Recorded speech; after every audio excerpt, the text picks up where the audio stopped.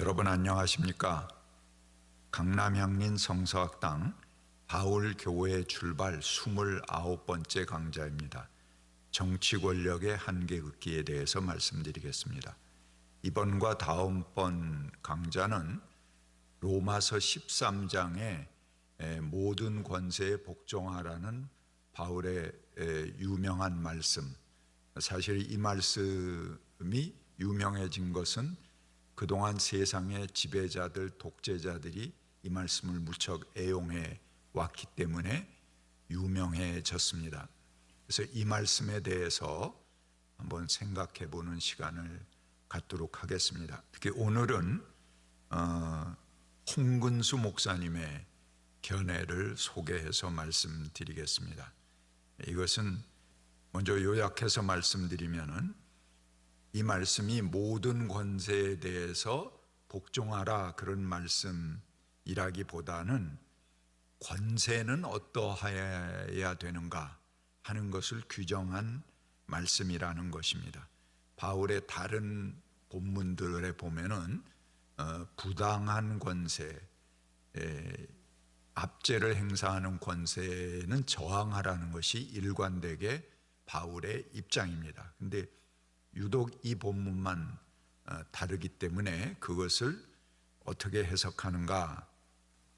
그거는 참다운 권력에 대해서 정의한 것이다.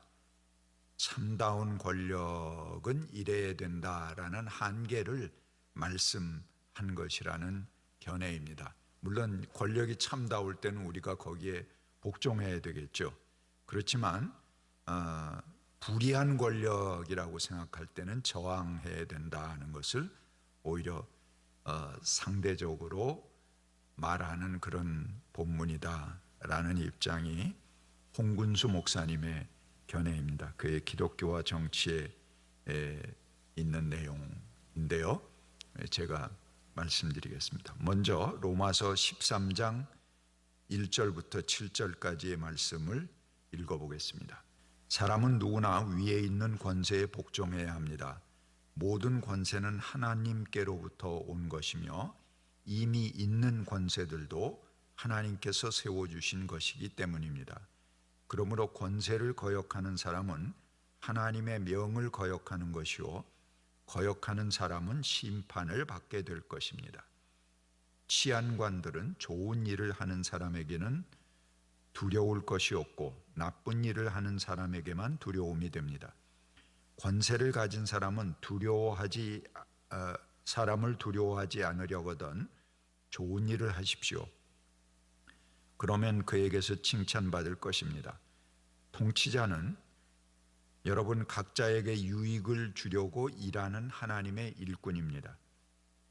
그러나 여러분 각자가 나쁜 일을 저지를 때에는 두려워해야 합니다.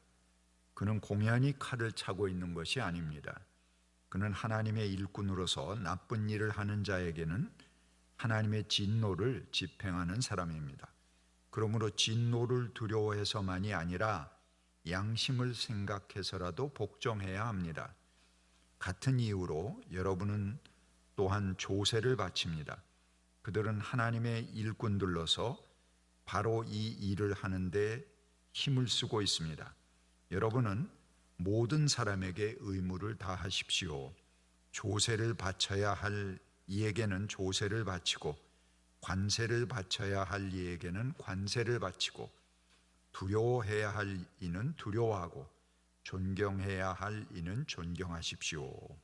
통치하는 권세에 복종하라는 이 말씀은 수많은 독재자들, 전제군주들에게 면허장을 부여해주고 개개인의 인권을 탄압하는 권력에게도 면죄부를 주는데 사용되어 왔습니다. 심지어 유신 때 김종필 당시 총리가 대국민 메시지를 발표하면서 이 로마서 13장을 성서 본문대로 한참 읽고 인용한 기억이 납니다. 이 본문은 바울의 다른 본문들과도 사뭇 다릅니다. 그리고 당시의 로마와 저항하고 대항을 하던 유대인들의 정황과도 다릅니다. 그래서 이 본문이 후대의 지배자들에 의해서 삽입된 것으로 바울의 말이 아니다라고 말하는 학자들도 있을 정도입니다. 그러나 오늘 우리는 먼저 이 본문의 진정성을 인정하는 전제 아래서 본문을 권력의 한계를 밝히는 글이다, 이렇게 쓰신 홍근수 목사님의 견해를 소개하겠습니다. 모든 권세는 하나님께로부터 온 것이며 이미 있는 권세들도 하나님께서 세워주신 것이다. 1절의 말씀이죠. 이 말씀은 모든 권세가 가져야 할 마땅한 행동이 어떠한가를 규정하는 말씀이라는 것입니다. 모든 권세는 하나님으로부터 온 것이다. 그리고 하나님께서 세워주신 것이다. 이 말이 그러니까 거기 복종하라는 말이라기보다도 모든 권세는 마땅히 하나님의 권세, 하나님을 대신하는 집행자여야 한다라는 말씀을 하는 것이라는 이야기입니다. 그래서 모든 정치 권력이 가져야 할 한계를 분명히 하는 말씀이다 하는 이야기죠. 여기 여러 곳에 그런 규정들이 나옵니다. 오늘 그 본문 중에 4절에 통치자는 여러분 각자에게 유익을 주려고 일하는 하나님의 일꾼이다, 이런 말이 나오고요. 또 이런 말도 나옵니다. 공연히 칼을 차고 있는 것이 아니라 하나님의 일꾼으로서 나쁜 일을 하는 자에게 하나님의 진노를 집행하는 사람이다. 또 6절에 이런 말씀이 나옵니다. 그들은 하나님의 일꾼들로서 바로 이 일을 하는데 힘을 쓰고 있다. 그래서 바울은 표면적으로는 복종할 것을 말하지만 내용적으로는 참다운 권력이 어떠해야 하는가를 말한다는 것입니다. 만약 정치 권력이 선하고 의로운 시민을 억압하고 위협하고 박해하거나 악을 방관하거나 정치 권력 자체가 악과 불의를 일삼는다면 하나님의 종과 도구로서의 역할을 해야 할 정치 권력이 이탈한 것이죠.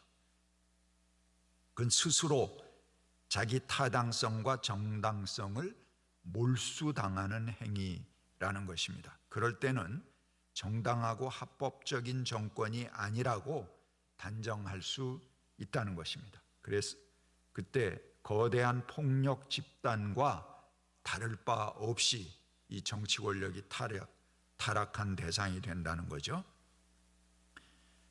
바로 이 로마서 13장의 앞장인 로마서 12장의 22절에 이렇게 말을 하고 있습니다. 9절에 악을 미워하고 선에 속하라. 또 22절에는 악에게 지지 말고 선으로 악을 이기십시오 라고 말합니다. 이에 따르면 정권이 악과 불의의 근원일 때 규탄하고 항거해야 될 대상이지 용납하거나 복종할 수 없다는 것을 바울은 분명히 합니다. 하나님과 정권이 요구하는 것은 서로 상충할 수 있습니다. 그럴 경우에 기독교인들은 정권의 요구에 아니라고 말할 수밖에 없다는 것입니다. 베드로도 그 사도행전 4장 19절에 이렇게 말합니다. 사람에게 복종하는 것보다 오히려 하나님께 복종해야 한다, 이렇게 말하죠. 그래서 로마서 12장 17절부터 18절에는 이렇게 말합니다.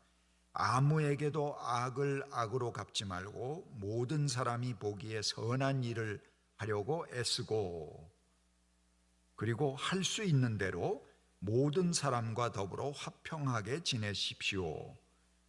이건 일반적인 권세자들, 일반적인 권력에 대한 원칙의 해당합니다. 그런데 권세가 만약 그렇지 못하다면 어떻게 되는가? 이것도 이제 그 앞장인 로마서 12장 20절에 이렇게 말합니다. 그는 스스로 자기 머리 위에다가 숯불을 쌓는 것이 될 것이다. 이렇게 표현하고 있죠. 바울은 다른 곳에서 일관되게 세상 권력이 하나님께 복종해야 한다는 것을 말합니다. 고린도전서 2장 6절부터 8절까지 제가 읽겠습니다. 그런데 이 지혜는 이 세상의 지혜가 아니고 멸망할 자들인 이 세상 통치자들의 지혜도 아닙니다. 우리는 은밀하게 감추어져 있는 하나님의 지혜를 말합니다. 그것은 하나님께서 우리를 영광스럽게 하시려고 영세전에 미리 정하신 지혜입니다. 이 세상 통치자들 가운데는 이 지혜를 안 사람이 한 사람도 없습니다. 그들이 알았더라면 영광의 주를 십자가에 못 박지 않았을 것입니다. 또 고린도전서 15장 부활장이죠. 24절부터는 이렇게 말씀하십니다. 그 다음에 마지막에 올 것인데 그때는 그리스도께서 모든 통치와 권위와 권력을 폐하시고 그 나라를 하나님 아버지께 바치실 것입니다. 하나님께서 모든 원수를 그리스도의 발 아래 두실 때까지 그리스도께서 다스려 이셔야 합니다. 성경에 이르기를 하나님께서 모든 것을 그의 발 아래 굴복시키셨다 하였습니다. 모든 것을 굴복시키셨다고 할 때 모든 것을 자기에게 굴복시키신 분은 그 가운데 들어있지 않은 것이 분명합니다. 그러나 모든 것이 하나님께 굴복당할 그때에는 아들까지도 모든 것을 자기에게 굴복시키신 분에게 굴복할 것입니다. 그래서 하나님은 만유의 주님으로 군림하실 것입니다. 바울에게 있어서 세상의 권력은 일시적인 권위를 부여받은 것에 불과합니다. 그래서 마지막 종국에는 그리스도께 모든 것을 다 복종해야 되고 그리스도께서도 자기마저도 하나님께 복종하게 된다. 이건 세상의 어떤 권위도 절대적인 권위가 아니라는 것을 얘기하는 거 아니겠습니까? 근데 만약 권력이 그 정당성을 스스로 부인하는 행위를 일삼는다면 그것은 그 자체로 이미 복종해야 될 대상이 아니라는 것입니다. 세상의 권세가 만약 영원하고 궁극적인 복종의 대상이라면 마지막 때의 세상의 통치자들이 멸망하고 하나님 앞에 그들이 굴복할 필요가 없을 것입니다. 성서는 이 복음의 본질에 대해서 이렇게 말합니다. 크게 성서를 보면 야훼 신앙은 본디 이집트의 노예들을 해방시키신 하나님에 대한 신앙입니다. 또 신약성서 예수 신앙은 로마가 천하를 통일하고 평화란 명분으로 백성을 탄압하던 시대에 진정한 평화가 이루어지는 세상, 즉 하나님 나라를 선포하신 사건입니다. 그래서 이 신앙적 전통을 이어받은 초대교회는 노예제도를 근간으로 하는 로마 사회 내에서 주인과 종의 관계를 이걸 종식시켰습니다. 그리고 모든 사람이 이제 형제자매의 관계로 바꾸어야 한다는 새롭고 혁명적인 공동체를 꿈꾸고 실현시킨 것이 교회의 첫걸음이었습니다. 그래서 이 가난하고 소외되고 억압받는 사람들이 대거 교회로 몰려들어왔습니다. 교회에서는 신분이 무너지고 모두가 한 상에서 식사를 했습니다. 그러니까 한 상에서 종과 주인이 같이 식사한다는 건 참 그 로마의 신분제 사회에서는 있을 수 없는 일입니다. 근데 매번 그런 식사를 하면서 그걸 성만찬으로 승화시켰습니다.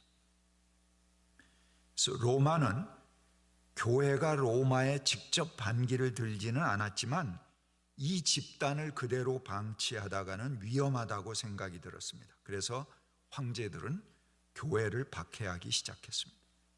이런 교회 운동은 로마 안에서 로마를 부정하는 운동이었고 그들의 철저한 계급제도와 신분제도를 부정하는 운동이었습니다. 하지만 그래서 계속 기독교에 대해서 박해를 해오다가 콘스탄틴 대제에 의해서 300년대 초반에 기독교가 로마의 국교로 인정을 받게 됩니다. 그 이후에 기독교의 박해는 끝났습니다. 기독교는 순탄한 역사의 길을 걷게 되었습니다. 하지만 그와 함께 기독교는 온갖 권력과 권위의 맛을 보게 됩니다. 그 기독교는 본질을 변질시켜서 지배자의 종교, 힘의 종교가 되어버렸습니다. 그러나 성서가 굉장히 혁명적인 책이라면서 지배자들은 일반 민중이 성서를 읽는 것을 극히 두려워했습니다. 그래서 성서는 고대 언어인 라틴어로만 읽도록 했습니다. 아니 지금 쓰는 언어도 모르는 시대에 문맹률이 90%가 넘던 그런 시대에 고대 언어로만 읽게 하면 그걸 누가 일반이 읽을 수 있겠습니까? 이것은 소수의 귀족이 이 말씀을 독점하고 자기 입맛대로 하나님의 말씀을 견강부회하려는 의도를 숨기고 있습니다. 마틴 루터가 종교개혁을 일으키고 누구나가 다 성서를 읽을 수 있도록 독일어로 번역을 했습니다. 이것은 아주 획기적인 혁명입니다.